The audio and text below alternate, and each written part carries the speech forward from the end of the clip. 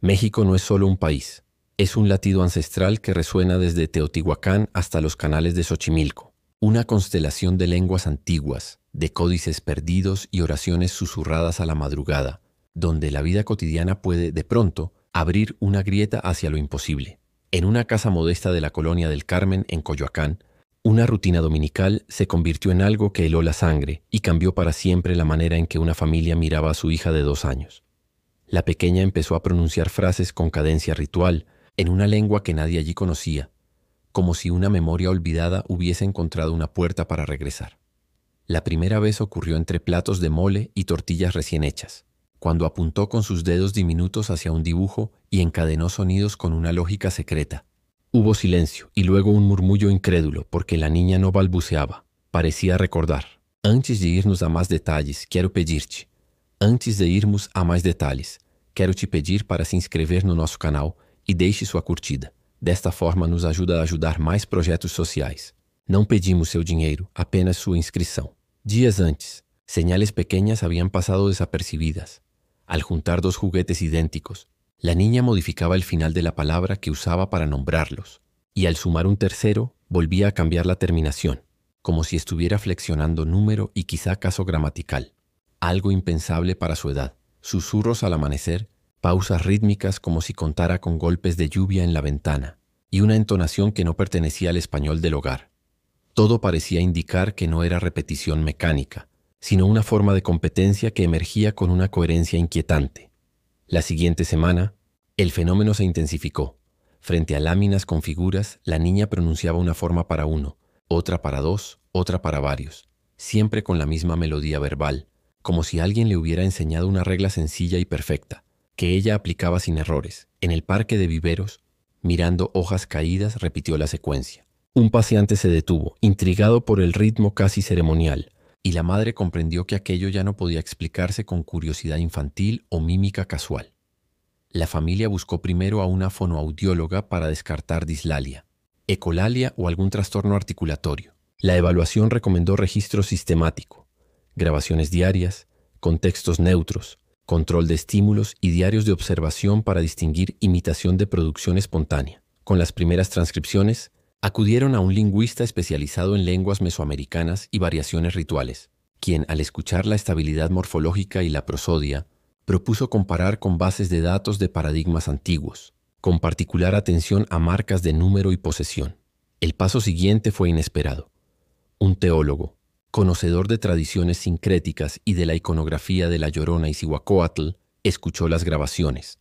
Al final admitió que había coherencia donde no debería haberla, y que la posibilidad de una xenoglosia infantil no podía descartarse sin una indagación mucho más profunda. Otro especialista, habituado a discernir entre revelación y sugestión, quedó sin palabras al observar cómo la niña corregía su propia forma si se equivocaba, como si una memoria procedural guiara sus ajustes, un comportamiento rarísimo a esa edad. El lingüista organizó un corpus con segmentación fonética, anotación de alomorfía y marcas prosódicas. A cada sesión le siguió una comparación ciega con inventarios morfológicos conocidos, sin revelar a la familia posibles correspondencias, para evitar contaminación del entorno. La fonoaudióloga controló hitos del desarrollo, constatando que la niña mantenía articulación precisa para su edad y no presentaba signos de trastorno. El fenómeno se mostraba como un plus, no como déficit. 3 rasgos llamaron la atención: un sufijo alternante en plural, un posible marcador posesivo y una prosodia que se ajustaba a secuencias rítmicas del ambiente, como si su lengua respirara con el mundo físico. Al reproducir golpes de palma, emergían sistemáticamente las formas esperadas. En sesiones controladas, al presentar un objeto, y luego 2, y luego 3, la niña mantenía el patrón con sorprendente constancia. No era una lista memorizada, sino la aplicación de una regla mínima. Para no inducir, eligieron visitas neutras al Museo Nacional de Antropología. No se mencionaron lenguas ni culturas.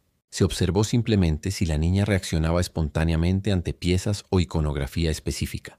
Ante ciertos objetos asociados a rituales de conteo y agrupación, murmuró términos cercanos a los ya registrados en casa con la misma cadencia.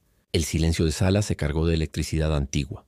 Durante 3 meses, el diario familiar registró 30 formas estables y 10 variables, junto con secuencias rítmicas que parecían gatillar cambios previsibles. En la madrugada, la densidad lingüística era mayor, como si la memoria anidara mejor en el borde del sueño. Las correcciones autocontenidas, cuando ella misma deshacía un error y repetía la forma correcta, eran la pieza que dejaba helado al comité. ¿Cómo podía una niña de 2 años operar una consistencia interna sin exposición previa? Se conformó un comité con un lingüista, una fonoaudióloga y 2 teólogos de escuelas distintas. Acordaron protocolos, sesiones con estímulos auditivos neutros y alternancia de evaluadores para minimizar expectativas. El principio rector era la prudencia radical. El objetivo: acumular evidencia replicable, distinguir eco cultural de estructura genuina, y solo entonces acercar el corpus a especialistas externos para comparaciones ciegas. En paralelo, la reflexión cultural se ancló en el peso de los mitos mexicanos, desde la Llorona a las deidades maternales que cruzan épocas, no como explicación, sino como telón de fondo de una tierra donde lo antiguo nunca está lejos del presente. México, país de palimpsestos, guarda huellas que emergen en canciones, refranes y gestos. Que en una niña surja un sistema antiguo puede ser casualidad o señal.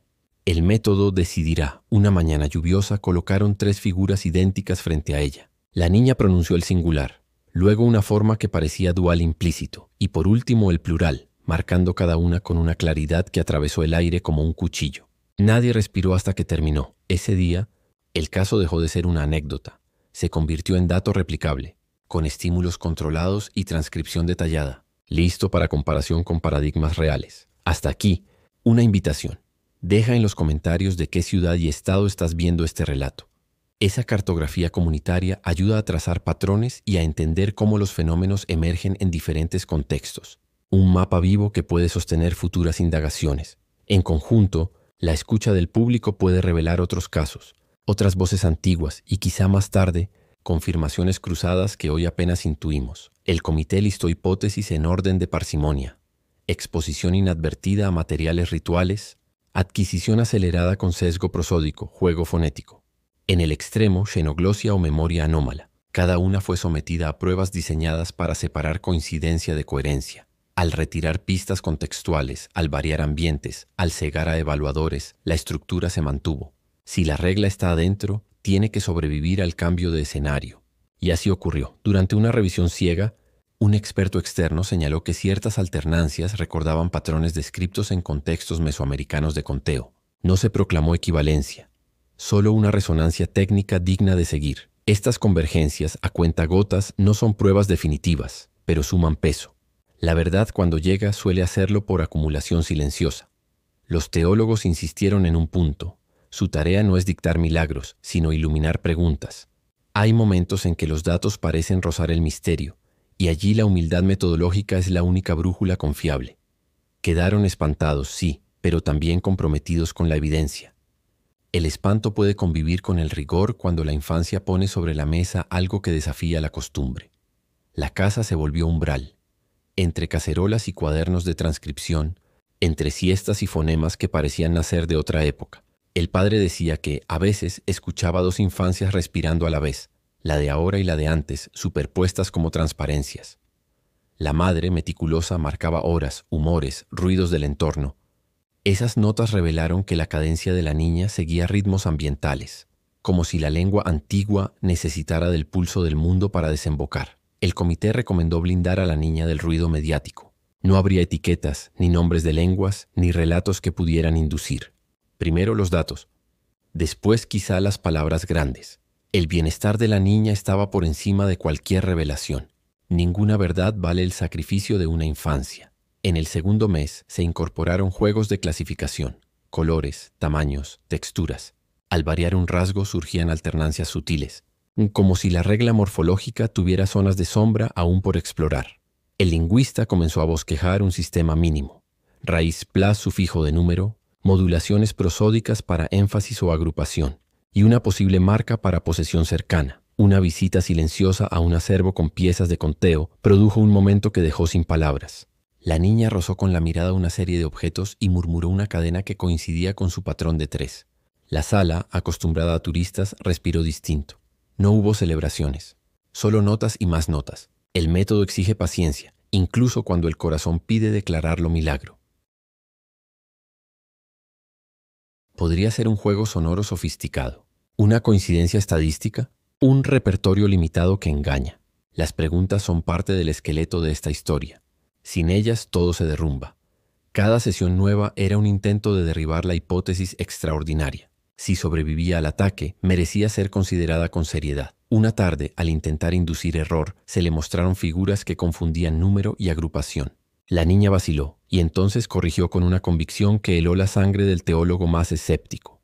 Ese estremecimiento, confesó, le recordó relatos donde la memoria emerge con el filo de lo inevitable. No fueron lágrimas de fe, sino de respeto por el dato que insiste en existir pese a la duda.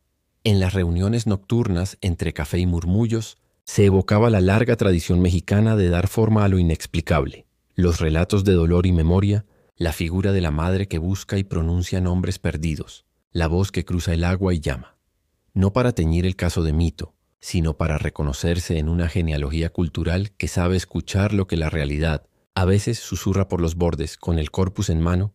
El siguiente paso fue enviar segmentos a un pequeño grupo de especialistas para evaluación ciega. Se pidió observar patrones, no identificar lenguas.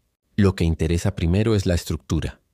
Si 3 miradas diferentes ven la misma regla, el suelo deja de temblar un poco.